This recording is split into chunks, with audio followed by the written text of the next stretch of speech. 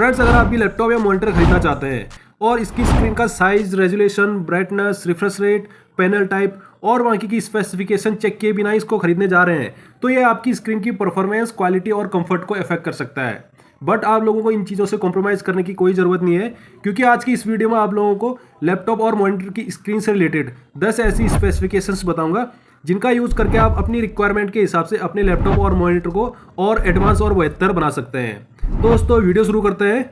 सबसे पहले आपने स्क्रीन का साइज चेक कर लेना है। स्क्रीन का साइज इस तरह से तिरछे में डायगनली चेक किया जाता है। और अगर आप लोग लैपटॉप खरीद रहे हैं और नॉर्मली काम करना है, आपने कैरी करने के लिए पोर्टेबल चाहिए, तो 14 इंच का आपके लिए बेस्ट है। और उसके अलावा अगर आपने गेमिंग और वीडियो एडिटिंग के लिए खरीदना है तो आपका 15.6 इंच वाला आपके लिए सही रहेगा। उसके अलावा अगर आप मॉनिटर खरीद रहे हैं तो मॉनिटर में नॉर्मल काम करने के लिए 22 इंच का सही रहता है और वीडियो और गेमिंग के लिए आपका 27 इंच बेस्ट रहेगा। उसके बाद नेक्स्ट आता है इसका रेजोल्यूशन।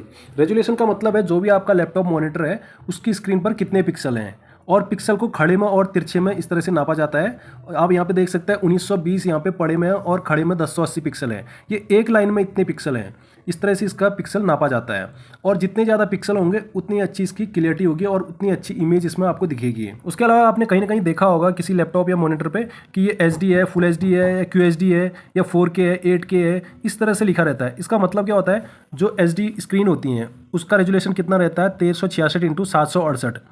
और ये बेसिक यूज़ के लिए ठीक ठाक है। और इनमें जो पुरानी लैपटॉप होते हैं उनमें आपको ये ज़्यादातर मिलेंगी। और जो आजकल के लैपटॉप है उनमें आपको फुल HD स्क्रीन मिलेगी और उसका रेजोल्यूशन कितना रहता है, 1920x1080। ये रेजोल्यूशन उसमें रहता है और ये गेमिंग और वीडियो एडिटिंग के लिए बहुत ही अच्छा है। और ये नॉर्मल बजट में आपको ठीक ठाक बजट में मिल जाते हैं ये स्क्रीन। उसके अलावा QHD आता है, क्वाड HD। इसका मतलब होता है क्वाड हाई डेफिनेशन, और इसका रेजोल्यूशन रहता है 2560x1440। इसका ये रेजोल्यूशन रहता है और ये प्रोफेशनल वर्क के लिए इसको यूज़ किया जाता है। जो प्रोफेशनल लेवल की वीडियो एडिटिंग और गेमिंग करते हैं उनके लिए अच्छा है। और उसके अलावा उसके बाद आता है 4K अल्ट्रा HD रहता है। इसका रेजोल्यूशन क्या रहता है, 3840x2160। ये इसका रेजोल्यूशन रहता है। और ये जो हाई लेवल की एडिटिंग होती है और प्रीमियम लेवल की जो यूजेस के लिए यूज़ करते हैं, गेमिंग या वीडियो एडिटिंग और बाकी चीज़ के लिए, उनमें ये चीज़ें यूज़ होती है, उनके लिए ये बेस्ट है। उसके बाद नेक्स्ट स्क्रीन की ब्राइटनेस को चेक करना है। ब्राइटनेस की जो यूनिट या इकाई होती है वो निट्स में नापी जाती है। जितने ज़्यादा निट्स होते हैं उतनी अच्छी उस स्क्रीन की ब्राइटनेस होती है। नॉर्मली जो लैपटॉप होते हैं उनमें 250 से 300 निट्स मिलते हैं और जो मॉनिटर होते हैं उनमें 250 से 350 तक निट्स होते हैं। अगर आप लोगों को इनमें 350 से ऊपर निट्स मिल जाते हैं तो ये आउटडोर में काम करने के लिए बहुत ही अच्छा है आपके लिए। जैसे सनलाइट में या उजाले कहीं पे आप काम कर रहे हैं तो ये उसके लिए बहुत ही अच्छा है। और इसमें कलर क्लियरिटी भी बहुत अच्छी दिखेगी और आई कंफर्ट के लिए तो ये अच्छा है ही।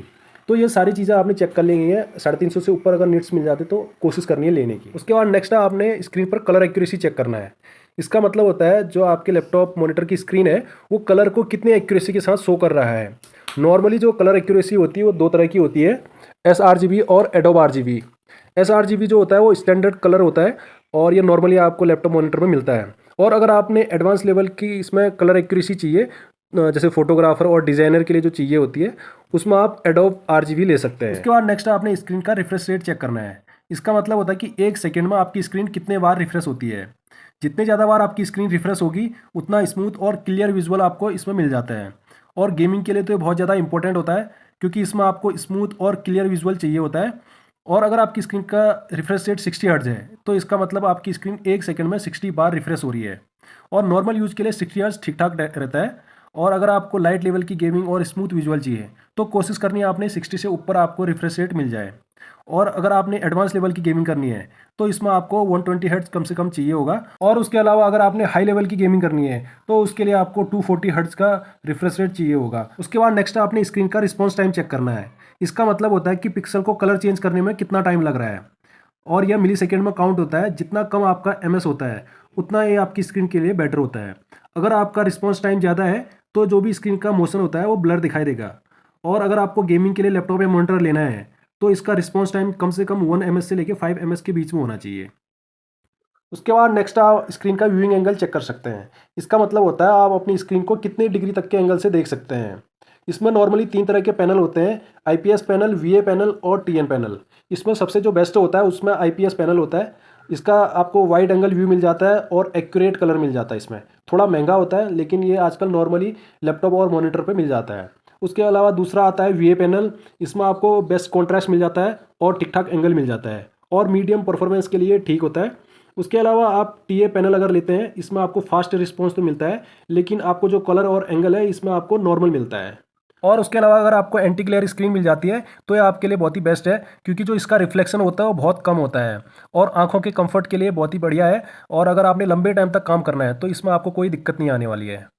और अगर आप मॉनिटर खरीद रहे हैं तो इसमें पोर्ट्स को चेक करना बहुत ज़रूरी है, क्योंकि नॉर्मली जो मॉनिटर होते हैं उनमें वीजीए पोर्ट मिलता है, लेकिन अगर आपको एचडीएमआई पोर्ट मिल जाता है इसमें तो आपको वीडियो क्वालिटी अच्छी मिलती है। और उसके अलावा अगर आपको डीपी पोर्ट, डिस्प्ले पोर्ट मिल जाता है तो इसमें आप 4K तक की भी वीडियो प्ले कर सकते हैं आराम से।